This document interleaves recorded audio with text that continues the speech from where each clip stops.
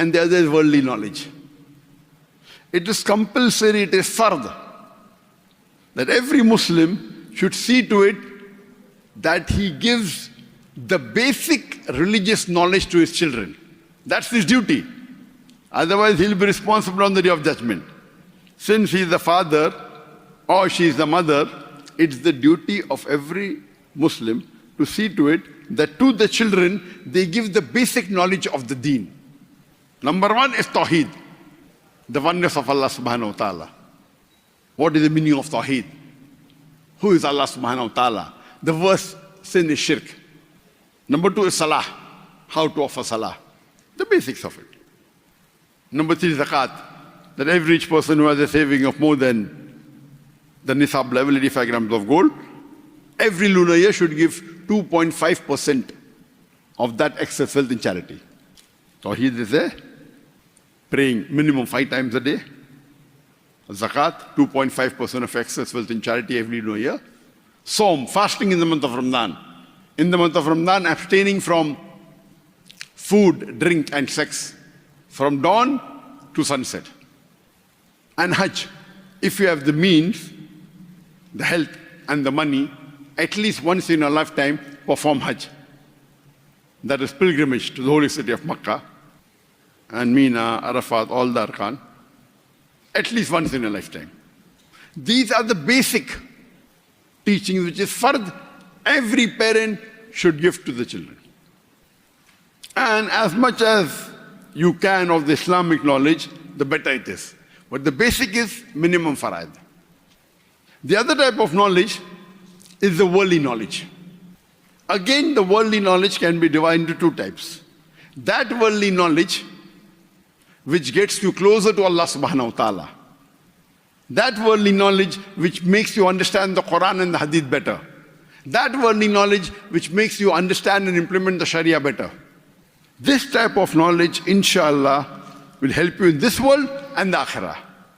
But if you seek a worldly knowledge which does not get you closer to Allah subhanahu wa ta'ala, does not help you to understand the Quran better, does not help you to implement the Sharia better, this knowledge may or may not be useful in this world, but in the Akhirah it will be useless. And today we find that we look up to the Western society for education. And most of the people today think, Muslims and non-Muslims both, that the best profession is that of a doctor, medical doctor. Most of the people think. Even being a medical doctor, depending upon how you put that knowledge to practice. If by acquiring that knowledge, you are saving the lives of hundreds and thousands of human beings, that's good. But if you're using that knowledge, for example, to do abortion, to save the people who have done zina, fornication, adultery, and hide their sin, then this knowledge is not good. So every knowledge you acquire, it also depends upon how you utilize it. How do you implement it? For the good or for the bad? So knowledges can be used in two ways, for good things and for bad things. If used for good things, it will be good for you. If not, it will have a negative impact on you. As I was saying, that most of the people are impressed by the Western knowledge.